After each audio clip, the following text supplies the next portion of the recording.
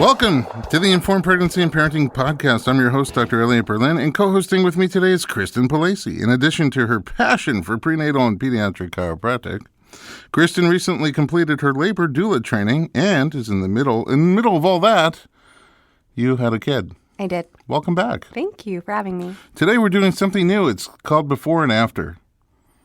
We are going to interview somebody who's very pregnant and going to have a baby soon before she has the baby, and then she'll come back afterwards and tell us how it all went.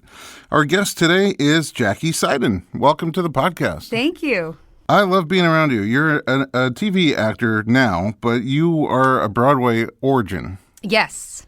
And I don't know if you know this, but I was a drama major. Oh, I do know that. I think you should share your favorite monologue. I don't think I could say it unless we go explicit. Right. But so I don't even know why I studied drama in school. You're personality plus. You've got, I feel like it makes sense. I like You're a very being other charismatic people. guy. Thank you. I'm going to just be quiet and let you keep talking. That's I mean, he could be a comedian also. He does. Well, He's straight up a comedian. Yeah. Mm-hmm. I like being other people, which is why I like that. Yeah. That's what appealed to me about acting. I had a fake ID in high school, but I didn't like to drink. I just like to be somebody else. Oh, that's interesting, Yeah. actually. So, so I'm fascinated by your career. How did you get started? When did you decide you wanted to act? How old were you? Okay, this is going to sound so a cliche. I really didn't decide. It was just always the thing I was going to do. There was no, it chose me. It's one of those things where I'm the baby of three, didn't know my place in the family, therefore was kind of always putting on a show to say, look at me, look at me. I was a singer. Well, I am a singer. Yes. And Wait, how old are you? When you started singing? Very You just young. came out singing? Yes, because I developed very early. I was 5'6" in 6th grade. So my voice developed really early. So I had a voice, like a freakishly sort of adultish voice when I was 7 or 8. So I was always just singing for everyone and for everything and everywhere. And so it just was the path. It was just my passion, and I never deviated from it. No Everything kidding. I did was to serve that, but through education. My parents were the anti-stage parents. Oh, they weren't into it? No, I actually got signed to an agency when I was 10 Where'd you grow up? in Chicago, outside Chicago, Highland Park. It's a North Shore suburb. Cold. And so you had to sing to you'll stay hear my warm. accent come out when I talk about it, so Really? I'll start to I sound like wanna I'm from hear it, Chicago. Yeah. And kind of got started then, and casting directors would call the house, and my mom just started hanging up the phone and said, "We're not doing this." Didn't actually tell me that. Just hung up the phone, and it just disappeared. And then 2 years ago, I said, "Whatever happened with that?" And she said, "Oh yeah, I hung up the phone." That was a no. My parents said, "You can do whatever you want as long as you graduate school, college, and after that, it's up to you." What did your parents do?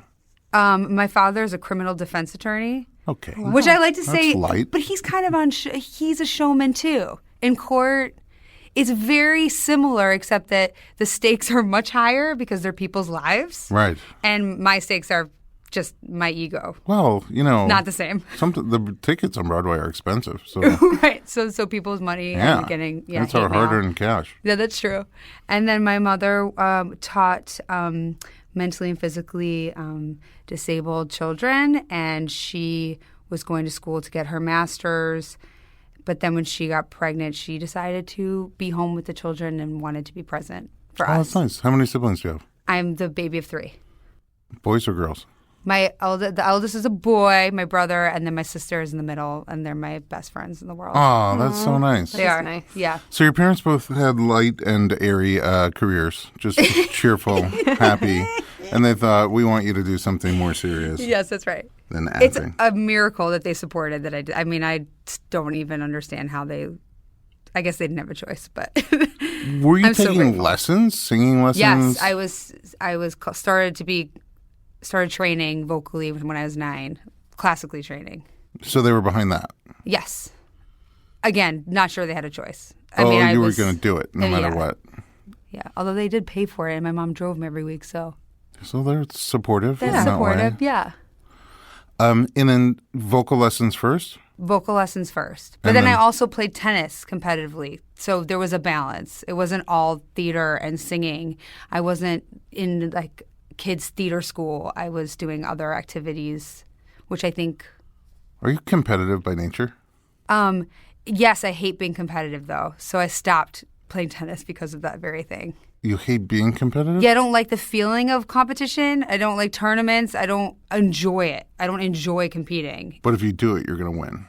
If I do it, I'm going to do whatever I can to win. To win. You're determined. I mean, you just seem so determined. Yes, but I don't, do you know what I'm saying? Does that make sense? Does that seem, because as an actor, you're always competing, and that's the thing I like the least about it. I believe there's enough of the pie for everybody, and I love it when my friends fly and work and do well, and I think we should all support each other, and I believe what's good for the individual is good for the whole, and that's the thing I like the least. But what about when you audition against them? You just do whatever you can to. I mean, look, all I can do is my best version of this character and try to get the role and crush your friends. But you don't like that. No, I don't like that. I'm very competitive when I have to be. I am. Why is that funny? I'm competitive but lazy, which is a problem. I feel you on that front. They don't go together very well, so I end up doing things that I'm not proud of. Like when I got the Fitbit to try to get a little healthier. Then my friends got the Fitbit, and they like became friends through Fitbit, and then you compete with each other. You challenge each other. And they were challenging me. So at first, I'm just like, all right, I'm going to walk 20,000 steps today. But then it took forever, and I'm so lazy. But I would do, like my next door neighbor went to Disneyland with her kids. I'm like, can you wear my Fitbit? And then she walked, so sneaky. Yeah, like 8 miles at Disneyland. Well, back and so forth, you crushed the competition. Yeah, and my friends are like, how do you do it? You got the practice and your kids and you go to birth and you like, walk 8 miles. I am amazing. Yeah, I'm like, it's hard to be me. Well, you're savvy. You're competitive, lazy, but savvy. Thank you. That's my business tagline. It's because you're smart. Smarter people sometimes happen to be a little bit lazy. Well, thank you. Are you competitive? Yes. Smart? No. Oh. By the way, the lazy part is a bunch of BS because, I mean, you do more than anyone. The busiest man in the world. The busiest man in the world. No, but I'm lazy in competition. Like, you know, the now they're inviting guys to the baby shower. Did you have guys at your baby shower? I'm not having a baby shower. You're not? I didn't have one either. You didn't? Mm-mm. Oh my gosh, everyone thinks I'm nuts. It's so nice. It's like a lot of work. It's a lot of work. Yeah. And all that, believe it or not, I actually hate attention now. You do? Yes. I was wondering about that. I don't like attention, but I don't mind being on stage. I am the same. I didn't want to party. I didn't want all the focus to be on me. It's too much. It's overwhelming. I don't like it. No birthday party is nothing. The first thing all three of us have in common is none of us had a baby shower. Yeah. Yes. Look at that. I'm not lazy. I'm lazy in competition. So I was in competition. Okay, that's clarifying. To a baby bash that was men and women at this sort of baby shower thing, and the guys had a beer drinking competition from baby bottles. Oh, and these guys are like trying to suck the beer out of a baby bottle, and I just bit the nipple off completely and gulped it down. Savvy. Yeah, savvy. This is the part. I'm going to take it. Yeah, you've got to add Thank savvy you very much. to the I'm just writing this down to tell my wife I am not lazy. I am savvy. That's what it is. Yeah. Thank you. Mm-hmm. I respect that. So, when did you move on to acting lessons, or acting in general? Because at 9, your voice lessons. Well, I would, like I said, I did normal activities. I went to overnight camp when I was younger, sleepaway camp, and then tennis. But then finally, I believe it was eighth grade or ninth grade going into, I did the Pittman Theater Workshop in Evanston, and that's when I started my first acting class.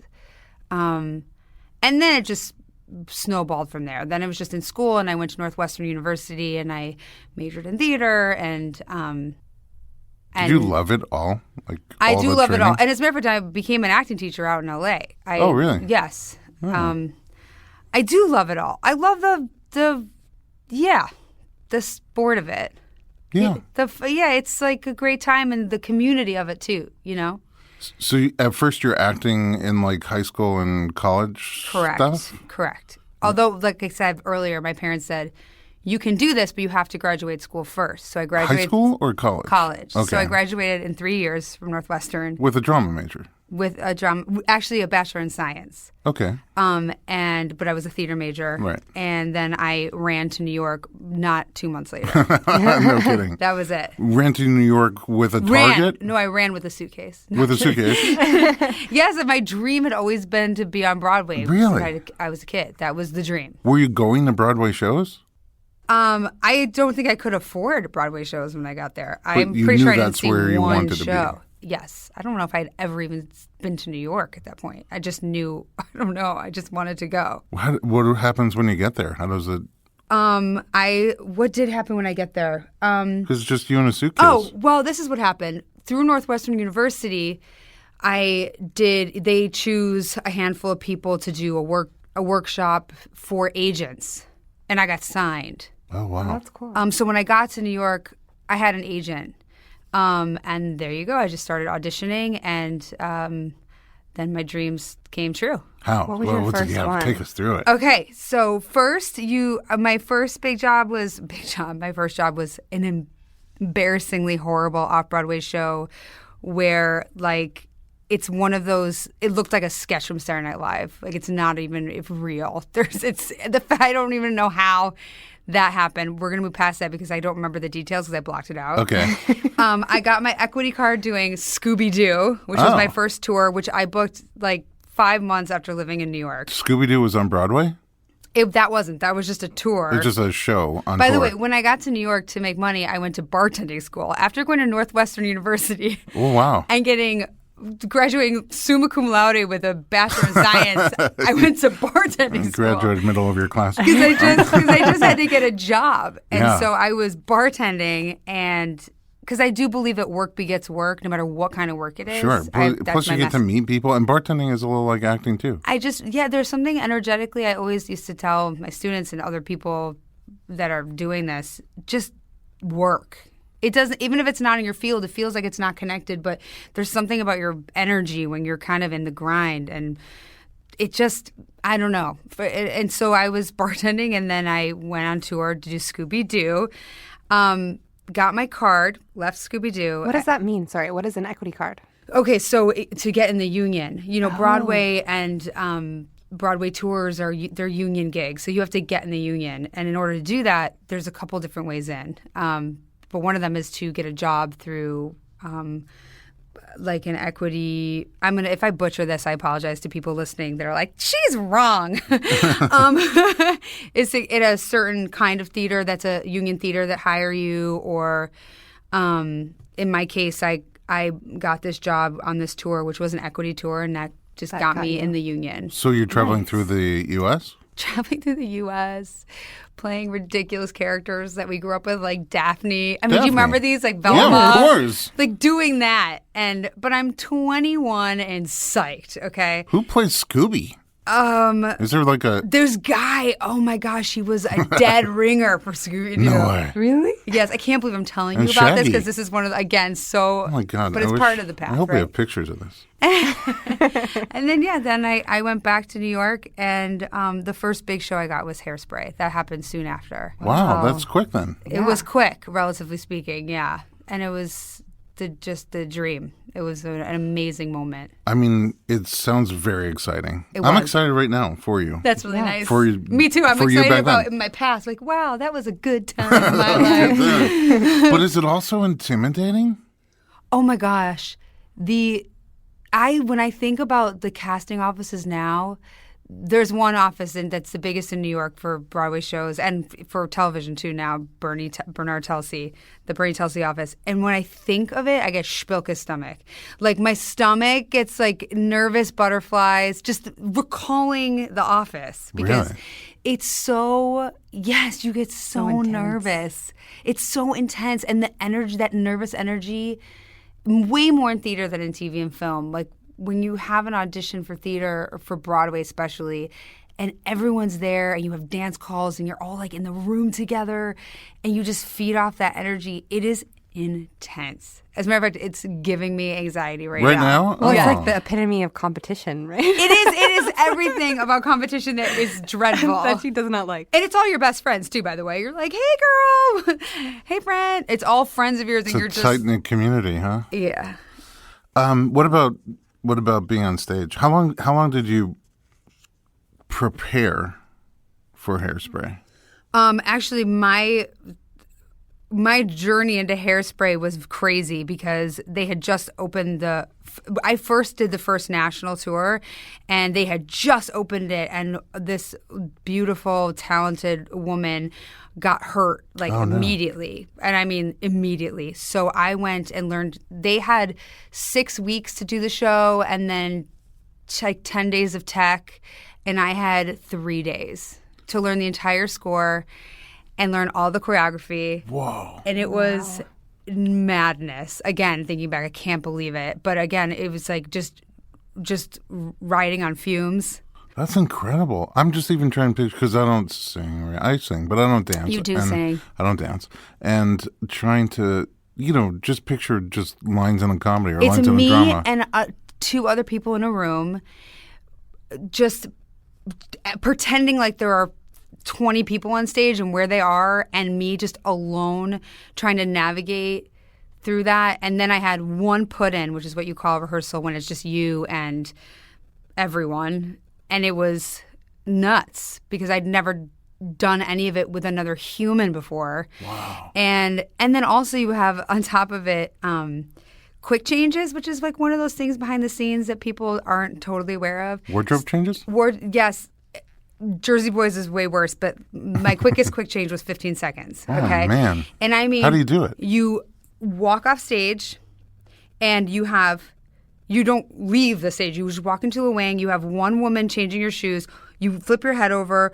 One person is, I don't know why I said a woman. Usually your dresses are female if you're a female and right. a male if you're a male. And then you have a hair person. You flip your head over. They take your wig off, put your wig on. And then you have someone unzipping your dress and you have three or four people just doing everything for you as you stand there. there. It's like a pit stop for a human being. And then you turn around and just walk back on stage. That's Holy the kind cow. of stuff that's like nuts. And in New York, it's even crazier because when the theaters are really small and the backstage is really small. There's no room. There's no room. And your dressing room is 3 flights up? Yes, because everything's up. So nobody realizes. So when you're on tour, these big theaters around the country, there's like so much space and it's easy to get. You can run to your dressing room and grab something. And in New York, it's... So do you zip back down out of breath? Ready for your number? You can't go up the stairs. You just need to have everything. And if you don't... Oh, it's all around you. It's not there. It's not there. Improvise. Wow. Yeah, exactly. Grab the person's next. I don't know why in my head I always assume those quick changes are like you just have layers and you take one off. Yeah, it takes it takes a village, honestly. That's so But look, they're not all Neat. winner shows. I mean, I was in my first show on Broadway. I did the Hairspray tour, and then I went into Hairspray on Broadway later. But in between that, my Broadway debut was with a show that closed within 2 months. 2 months after you came on the scene? No, I was Oh, in the the whole original company. thing I was in the original closed company. after The 2 whole months. thing you open the show, and it was a Beach Boys musical, and you open the show, and it's packed to the gills.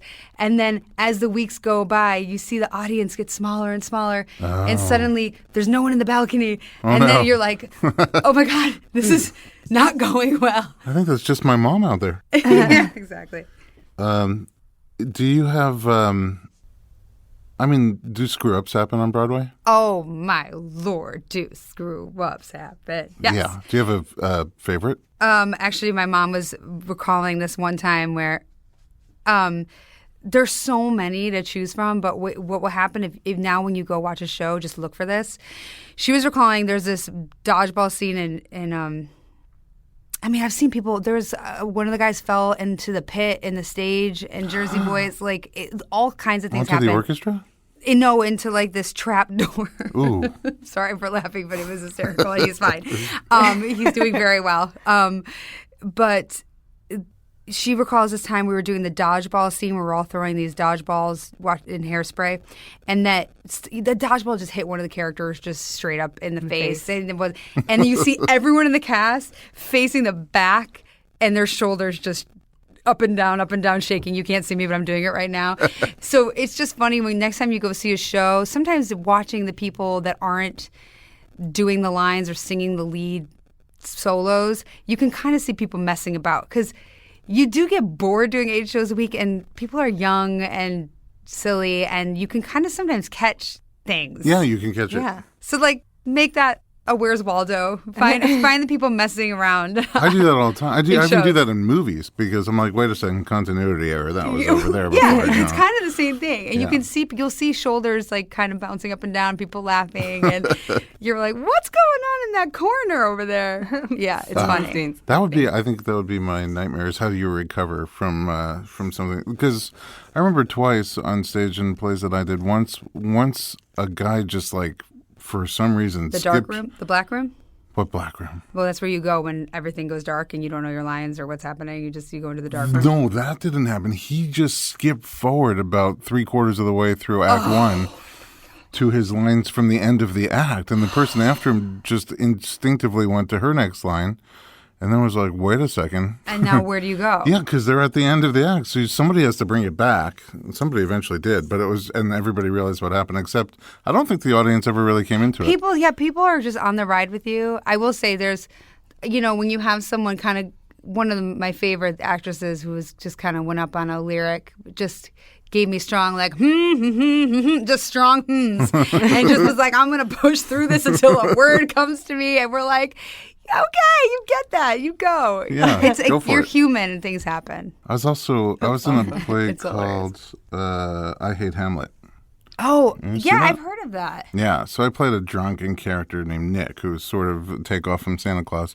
And I'm standing in the middle of the stage, and I'm supposed to fall down these 5 steps, Lord. On my butt, bump, bump, bump, bump. Practice it forever to do it without hurting, breaking my tailbone, and make it look really dramatic. And it happens with a huge thunder and lightning, right? So the thunder comes, the lightning comes, I clutch my chest, fall down the 5 steps.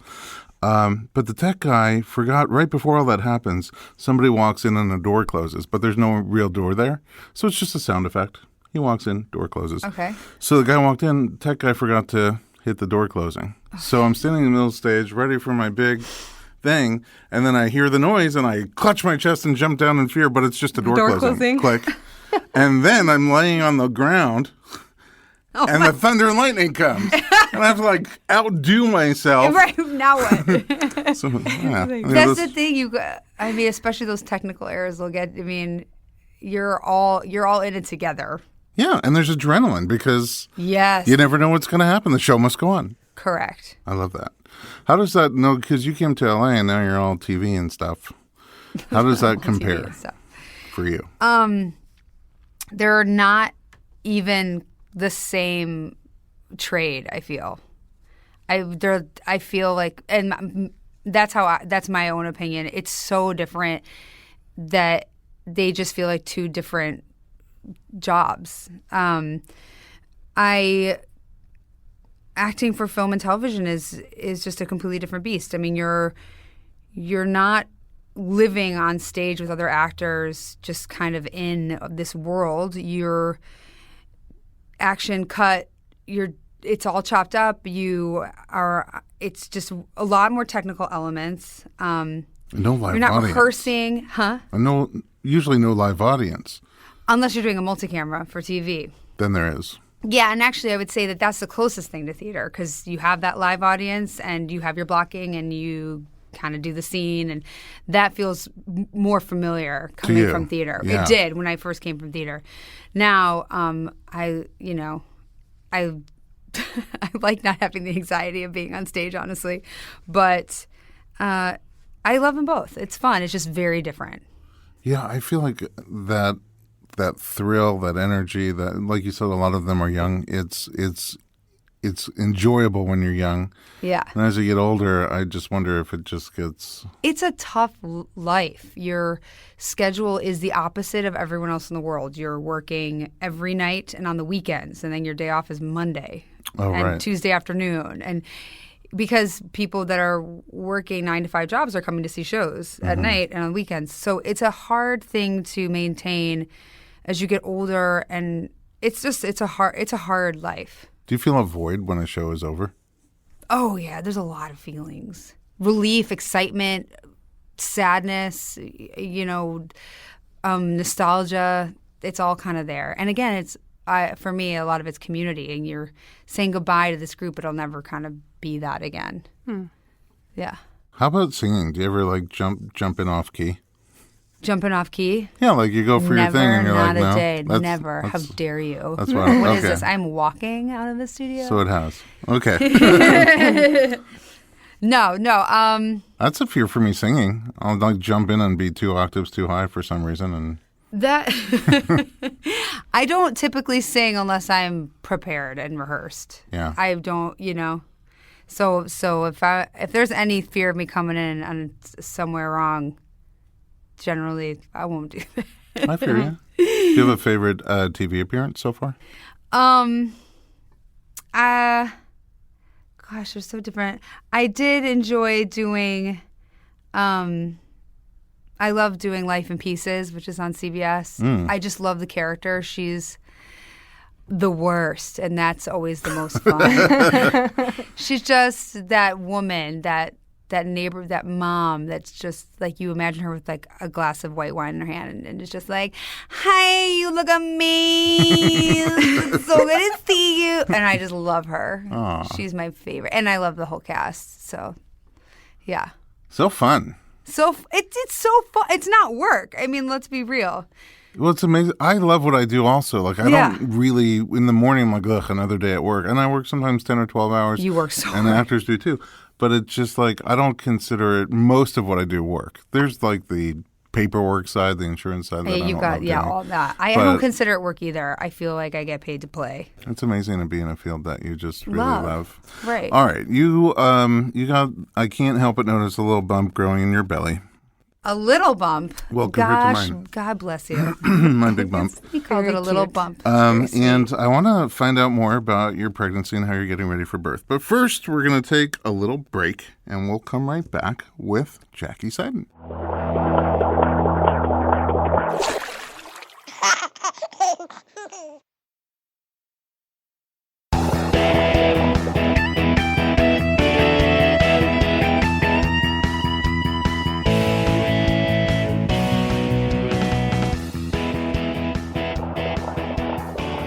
Welcome back to the Informed Pregnancy and Parenting Podcast. I'm your host, Dr. Elliot Berlin, with co-host Kristen today. Hi. And our guest, Jackie Seiden. Hi, Z's. Welcome back, Jackie. Thanks. My goodness, you are an actress.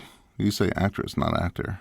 Either one. I'm not precious about I know. I always pick up on it, though, because fewer and fewer people are saying actress. Oh, yeah, I do say actor. Yeah, that's right. And Took me a second. Multi-talented, because theater and small screen and big screen, and also you sing and you dance and you act.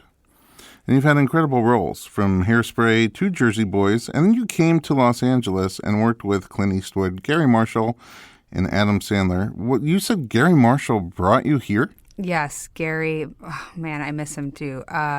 He is the reason I'm in LA. He bought me out of my Hairspray contract to do Happy Days at his theater, the Falcon Theater, which is now the Gary Marshall Theater. And that was a big deal. Where is that? It's in Burbank. Oh, wow. And it's $35 a show, but he paid to break my contract in Hairspray. Wow. So he really wanted you. And I came here, and then I was here. How long did that go on for? It was just a couple, 6 weeks. You're kidding. Yeah, it wasn't. I don't know. He ended up becoming this amazing mentor, as everyone that meets him will tell you. And we did, what's it called? New Year's Eve. I was in that movie with him. And he directed, he's just an amazing human, a very wonderful patron, family man, loyal. And he obviously felt the same way about you. Yeah, we had a great relationship. Dragging you out here from New York. He did. But now I feel like the biggest role is yet to come. Always. With this baby brewing inside you. Yes. So tell me about your pregnancy. How's it been for you? Very textbook. Really? Yes. First 3 months, very sick. Then second trimester, feeling great. Like $1 million. Couldn't be better. Then third trimester, as you know, my back starts going. Yeah, lucky for me. The reflux. Yeah. Right, exactly. It's just very textbook, which I think is good. Sure. Yeah. Yeah. I mean, first trimester, nauseous and low energy? Nauseous to the point, and the whole myth of morning sickness. Wasn't the end of the day? give me a break. 24 hours. 24 hours a day, meaning if you fall asleep, you wake up nauseous. There's no respite. That sounds terrible.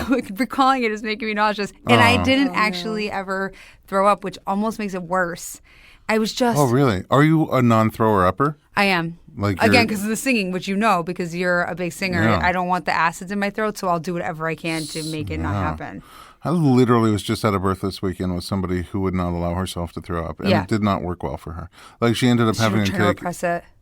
Yeah, like, when she would relax into her contractions, it made her feel nauseous, so she wouldn't relax into her contractions.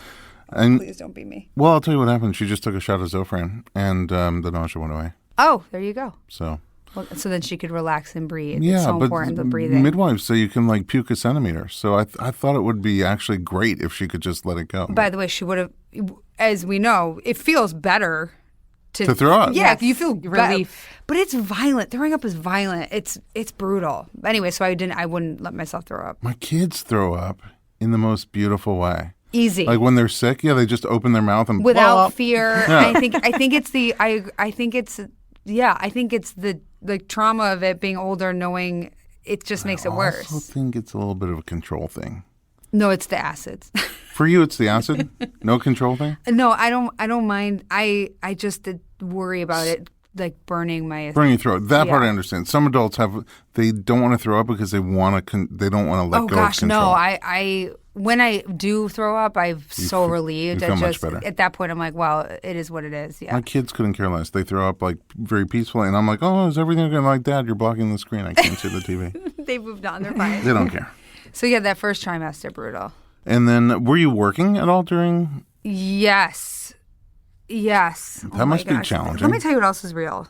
Pregnancy brain. You forget stuff. I don't know what is happening. Yeah. I don't know where we are. I don't know what day it is. I don't even know how I got here. But that's from working with pregnant women. I have secondhand pregnancy brain. Yep. Yeah, exactly. Oh, I did Modern Family. Oh, Modern Family. Pregnant.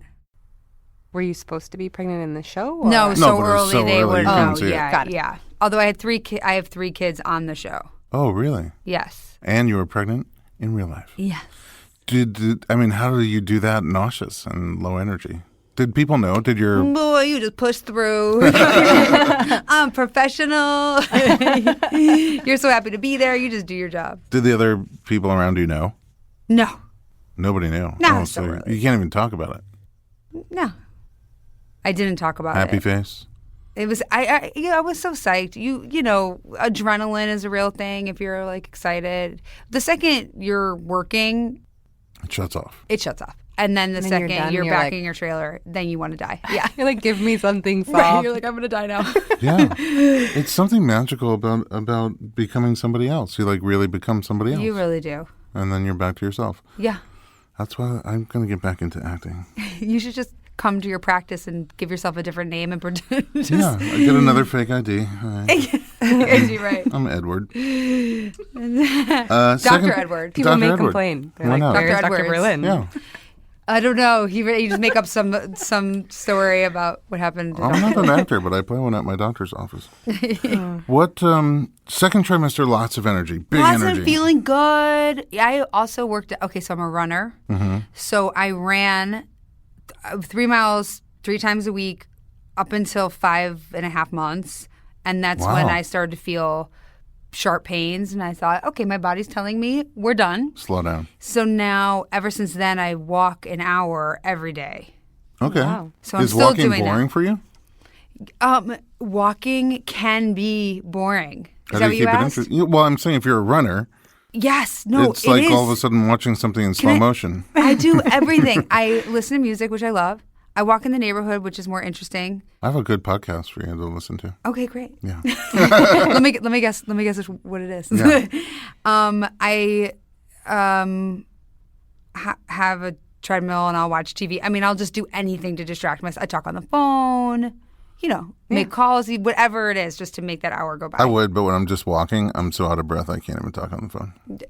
Well, then you it's true. Keep walking. Yeah, well, you keep walking. Try to walk. That's how. Oh, really? I am. Yeah, See, right now, I'm working out my. This is your workout for today? You have a 1-year-old, and you're in school full time, and you moonlight as a podcast I mean, you guys host. are the busiest people in the world. And I you're don't a know doula when. now. You'd have to get up at 3 a.m. to give yourselves time to walk. I have to say, I do think it's helped me a lot, though. This circulation, and I feel strong. Yeah, and you are strong. It's not a rigorous walk. It's just a walk. But like you said, it gets your blood flowing. Like that's how your body like uses hormones to find out what's happening. That's when my back actually feels the best. When you're walking. Yeah, because my blood's going, and then I stretch after, and it's been awesome. That's great. Yeah. Are you doing other types of exercise? Just prenatal yoga. Oh, that's nice. Yeah. Were you a yoga person before pregnancy? I was, yeah. I love yoga. And are you doing pregnancy-specific classes now? Yes. How do they compare to non-prenatal yoga for you? Well, the regular yoga is definitely more rigorous and a lot more inversions and core work. And in the prenatal yoga classes, there's a huge focus on it's much softer, gentler, a lot of good stretching of the hips specifically, and the breathing. There's focus on breathing in all of yoga, which is why it's so great. But I almost feel like I'm in training for my contractions in this prenatal yoga class because we talk about what it feels like and breathing through it, and it's been really nice. It's nice. It's like a community there. Again, there you go. You'll see a common thread. There's a community there. Exactly. Yeah. I think it's a lot cool of cat and cow, like things that are good for your spine and moving around, Yeah. No twisting in prenatal yoga. Yeah, stuff like that. I think it's cool that you can appreciate running, which is so active and intense, and then also yoga, which Well, that was my exercise regime, was running 3 times a week, and then the other 2 days was yoga. So it was running and then stretching and breathing. Right. Running and then it's just to try to balance. Sort of feels like jumping into the cold pool and then going into the hot tub. It's kind of exactly like that. Thank you very much. Metaphorically, yeah. That's the first good analogy I've had all year. It won't be the last. Thanks. Yeah. 3rd trimester now. Kill me. How many weeks are you? Just murder me. Now. I am 33, going to 34 weeks, 33 weeks. And you have a bunch of friends who all were pregnant. I'm in a group of 10 girls, and they've actually all had their babies. But it's been incredibly educational for me because I've learned everything. I feel super prepared, and I knew nothing. Going into it, you didn't know anything? I really didn't. My sister has 4 kids, but culturally, in our culture, we don't, as a village, come and take care of the children. We're just like, congrats! Here's like a basket of stuff, and here's some lunch. Yeah, when my brother had a kid, I just texted him. Way to go. Way to go. And she doesn't live here, so, and my brother has 2 kids too, but I was never lived in the same. It's just different, but now being in this group and all being pregnant together, I've really watched, heard every birth story.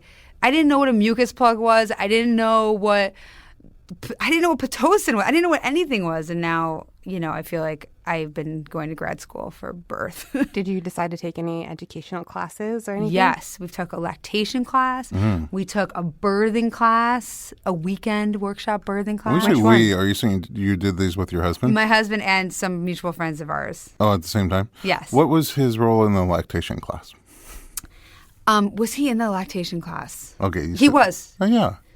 How do you see his role in breastfeeding? Yeah. Just to support and listen and have knowledge.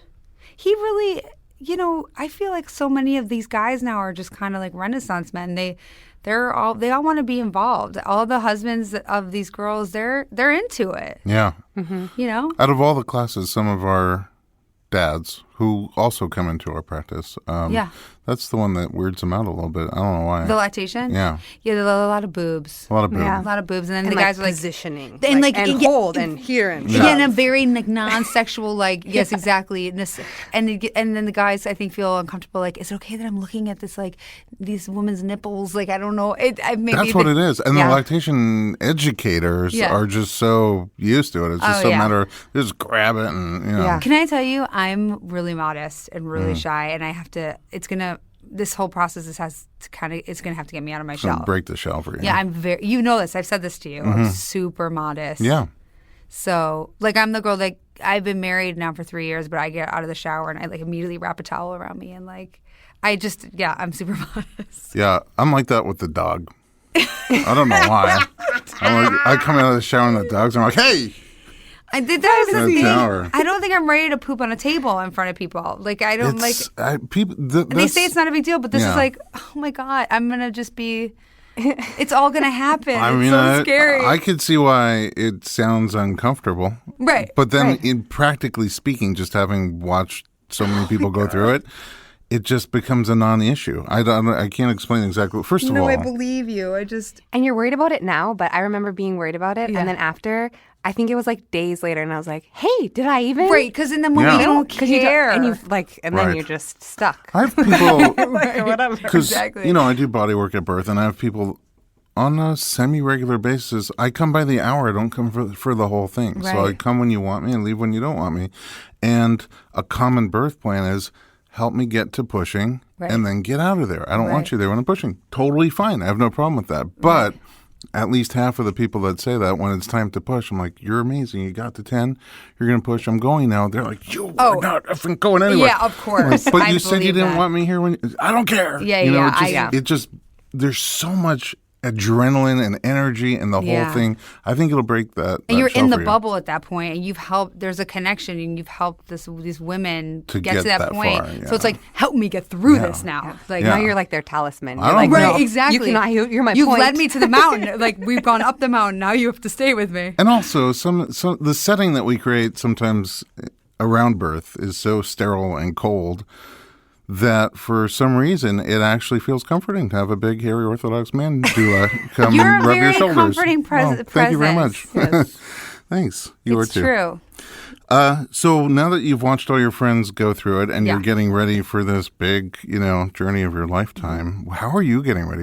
And what do you like? I'm trying to heal my hemorrhoids. Let's just get very real. Did I give you the link to the cream, the Chinese ointment? Oh, no, you're going to have to do that I'm going to ASAP. text it to you right so now. I'm just going to keep it real for your listeners. You know what I'm saying? We're healing those because I know that's going to be real bad after.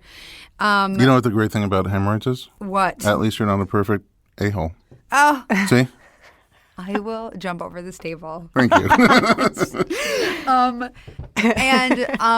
Yes, so bleeding from my butt stinks, but that's been way better. I've been treating and I feel much better. Oh, good. Again, the walking, going to keep doing that. Not going to stop. We're going to keep doing that. I do it with a support band on now. Oh, to hold the belly? Yes. I need one. And honestly, I just try to sleep when I can. I just feel like that's the only thing I can do is try to just be as rested as I can. Yeah. I mean, you described third trimester. And acupuncture and CU, obviously. Yeah. Yeah, there's that. If you have to. And therapy. Oh. These are all the ways I'm preparing. I'm just telling you. It's getting your mind and body ready. Yes. What exactly. do you have a birth plan? I have birth intentions. I like that word. That's nice. Yeah. You know what I'm saying? So I'm not married to anything. Whatever is best for baby on the day is okay. I'm not going to. So you're open. I am. Whatever needs to happen, I'm okay with. I don't want to be emotionally attached to anything. To one way or another. Yes. But my intention is to hopefully go in natural and get as far as I can on my own with the help of my doula and see if I can go all the way. And if I can't, that's okay. Or don't want to. Right. Or if I'm too exhausted, I just don't know what my narrative is going to be. Am I going to be in labor for an insane amount of hours and just be so exhausted I need an epidural? Whatever it is, it's okay. But my goal is to get as far as I can on my own. Okay. That's really nice. To I love put it that. that way. Me too. Oh, that's nice. Yeah. Well, that was your birth plan? Yeah. I tried to be as open as possible. I mean, I really didn't want a C-section for my own selfish reasons because if I did, I wouldn't be able to keep going with school. You know, I'd have to take a break. And also, and it's a major surgery. So, I want to try to avoid a C-section. But if I need one, then no shame in it. That it's a birth. You know, my sister had 100%. 3 C-sections.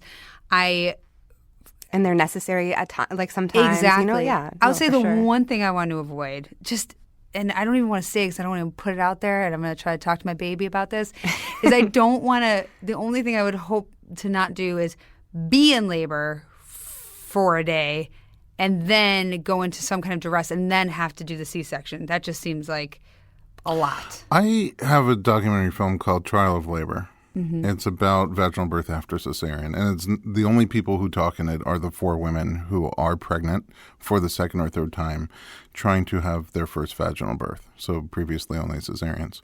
And when I did that film and we interviewed people for it, and then since the film came out and I talk and present it, and sometimes at grand rounds we show it at hospitals and large crowds of people come, the conversation afterwards always is, and I really have met only very few people who had a C-section after labor, so they labored and for one reason or another had a cesarean, and then the second time they scheduled the cesarean, almost all of those women say they wish they would have labored before having the second cesarean, even knowing they were going to have a C-section. And I can't tell you exactly why. Oh, that's interesting. Well, that's incredibly comforting and eye-opening. I've never heard. That's fascinating. It was really eye-opening to me. Where they wanted to labor before. So what you're saying to me is actually that's not a horrible thing for you. No, like if you're I would laboring, have thought if you're trying to have a vaginal birth after cesarean, the number one outcome is you labor and then have a vaginal birth. Right. Number 2 outcome is you just have the cesarean with no labor. Right. And no vaginal birth. And the worst outcome would be if you labor and then have to have a cesarean anyway, right? Right. These women overwhelmingly said, again, the ones who experienced labor the first time and then had a C-section. We're having epiphanies. This I know. Like, I wonder right if it's like a connection thing. Because, like, you know, you're experiencing that, like, you know that's like your natural progression.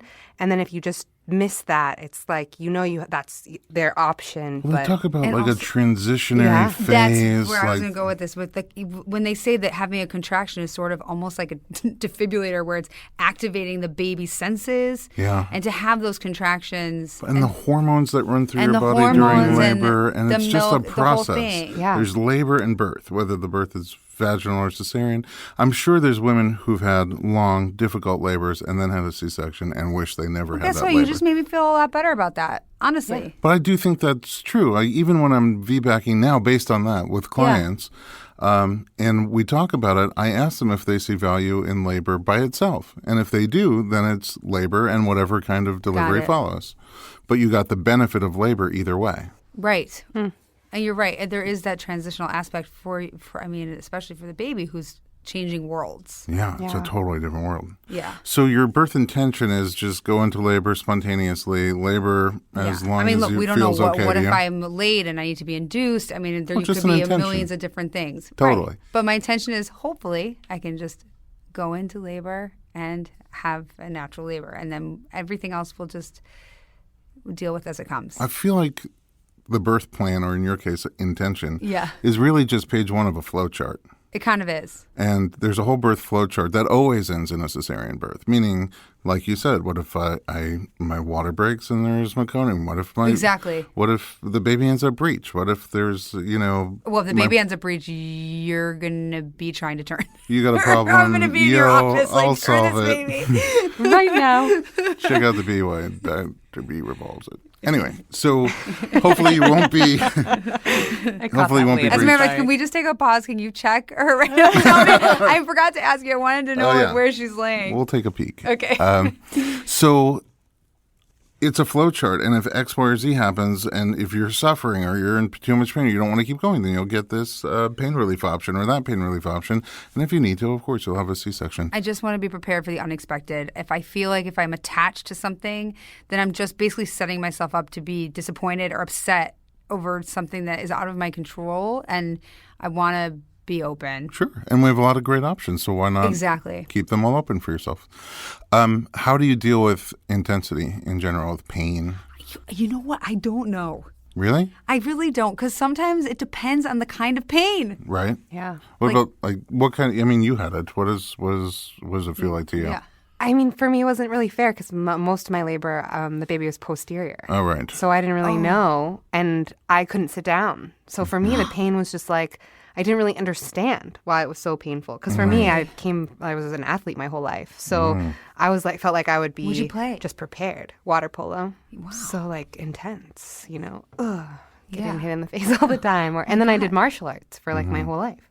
It's a tough cookie, this one. Yeah. I just didn't, I thought, I'm going to be so prepared.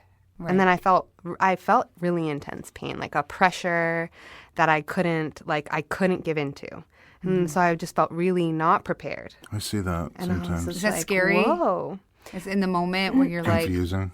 More confusing. Yeah. Like, how do because I want to manage things, right? And then I think I just also had other extenuating circumstances. My water didn't break spontaneously. When I got checked, it broke, and there was meconium. So then I was like, okay, this is serious, and then I had like a time frame. Yeah. So I think you're on kind of clock. all of those things made me just feel very anxious. And I didn't have a doula, but I had an amazing husband who was just like my biggest cheerleader. And he actually helped me in all of my really intense moments calm down. Wow. But I don't really ever think it was the pain, or it was like super painful. It was more like I didn't know how to help, or I didn't know I couldn't relax because I was so concerned. Yeah. And so I think that 90% of my job as a doula is to help you feel safe. Yes. When foreign things are happening, you feel intensity you've never felt before, and your body freaks out. I must be in danger. I've never felt this before.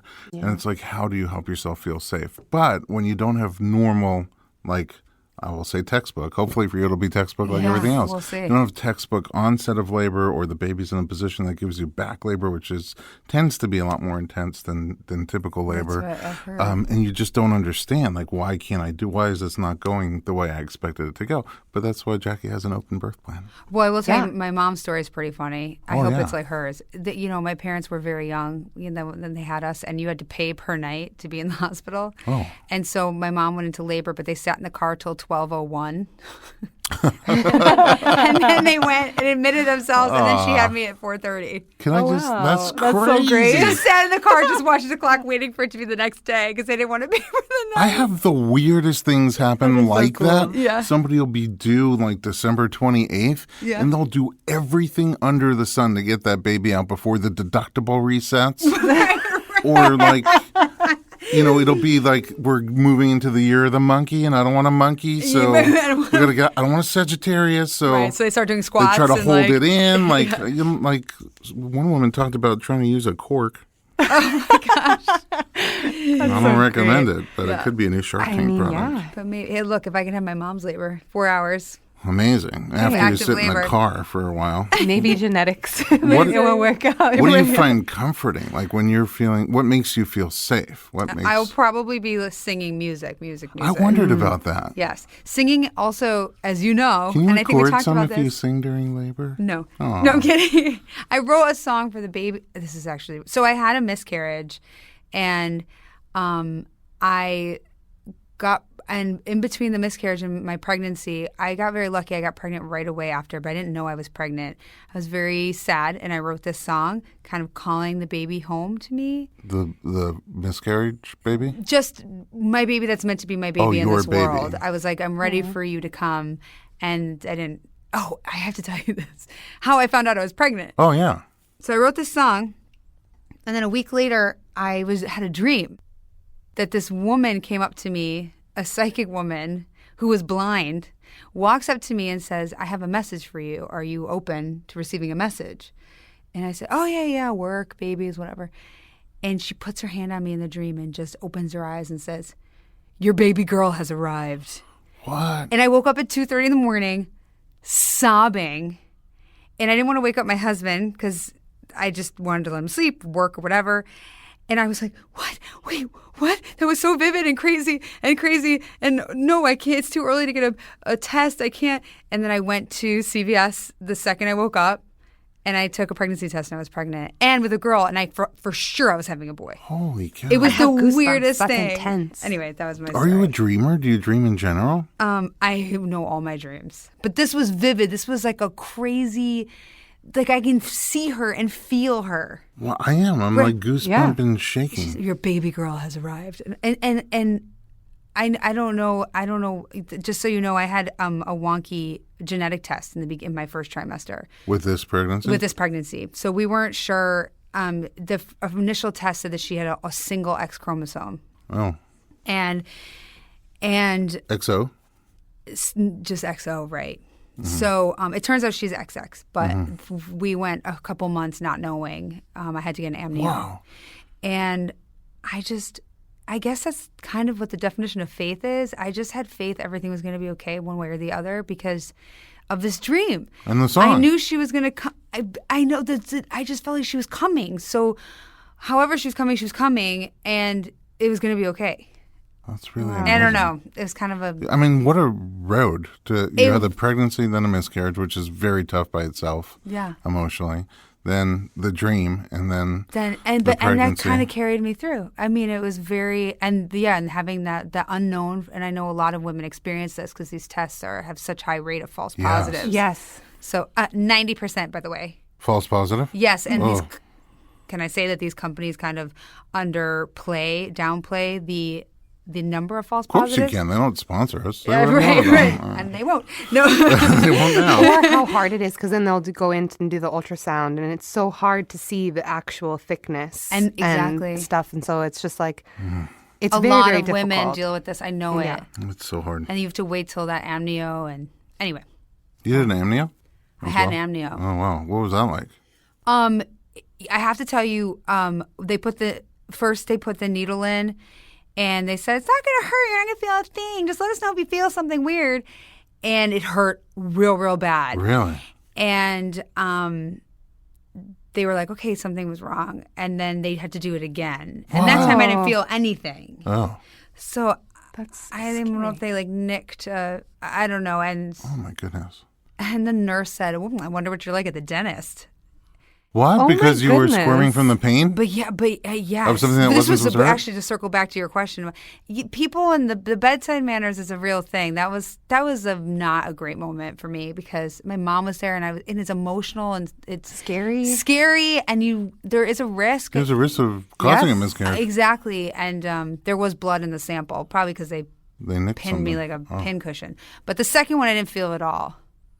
So if it goes the way it's supposed to feel. Yes. So and for actually anyone not as listening, if painful you as it get one, looks. you really can't feel it. Something went wrong in that first one. I don't know what Jeez. happened. That is so mean. Wow. It was really mean. I feel like people So are sorry. so not sensitive to pregnant I ladies. was like, really? That's so. You asked me how I am with pain. Yeah. I don't know. Yeah.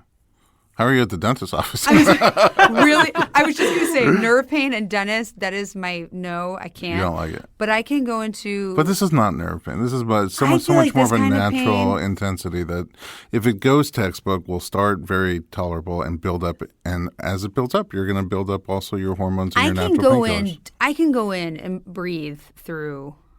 Oh, that's what I was going to say too about singing. When you sing, it relaxes everything. Oh. You relax everything except your diaphragm, basically, yeah. essentially. But I have a feeling I'm going to be able to breathe through and just ride. I just want to ride these waves. I think it's going to be all right. I think it's going to be just awesome. Whatever it is, like you said, with an open birth plan, you just take it moment by moment. Which that's all you can do, one moment at a time. Have you recorded that song? I think I might record it, but just for, Oh, not for us. maybe for you. All right. Yeah. I can't get through it without crying, but. I mean, I'm a little teary-eyed just from all the things you just said in the last few minutes. That's And you were sweet. so positive, and you like, I'm faceblind, but when I picture you, I just see like a big smile and cheerful eyes. Oh my gosh, that's. And then you just talk about all these things that you've gone through with this pregnancy and on this journey. It just makes I'm shocked. I can't wait for the after because I feel like she's gonna be just more excitement. It's so funny, the pregnancy brain, because I almost completely just wasn't even thinking about all the trauma that we went through in the first trimester. Right, you're like, oh, it was just textbook. Yeah, but no, but I I got had pregnant, things. I had a things. miscarriage, Right. had a I was at false the genetic Grove positive. in Los Angeles getting a phone call that the baby was healthy and okay, and I'm just sobbing in the middle of a restaurant, like hiccuping and in front of my sister who came to visit just to make sure I was okay. Just, it's like, I will say too, I don't pray really. And I was praying. I was praying to God. I said I'll give up anything. I'll give up my career. I'll give up anything to make this baby healthy. Gosh. And that's how I knew I was cannot- ready to be a mom. I cannot wait for you to just that moment where you'll put this baby on you. I can't wait. I'm ready. All right. You're the first. You're a trendsetter on our before and after This is really exciting. series. I'm so excited. Me too. And You guys wait till you hear the birth plan. It's going to be, what is it going to be? Like, we don't know what my birth narrative is going to be. It's going to be so don't interesting know. after having I this know. conversation. What is it? you guys are going to write it together. Yeah, and then exactly. maybe I'll write a song about it. Please do. It won't be nearly as good as your song. That's not true. Jackie, thank you for joining us. Thank you for having me. It was such a pleasure. And Kristen, thanks for being here again. And at home, thanks for listening to the Informed Pregnancy podcast. Share us with your friends and visit us online for access to our blog, documentaries, and our series on YouTube called The Real Midwives of Los Angeles, plus other pregnancy and parenting resources at informedpregnancy.com.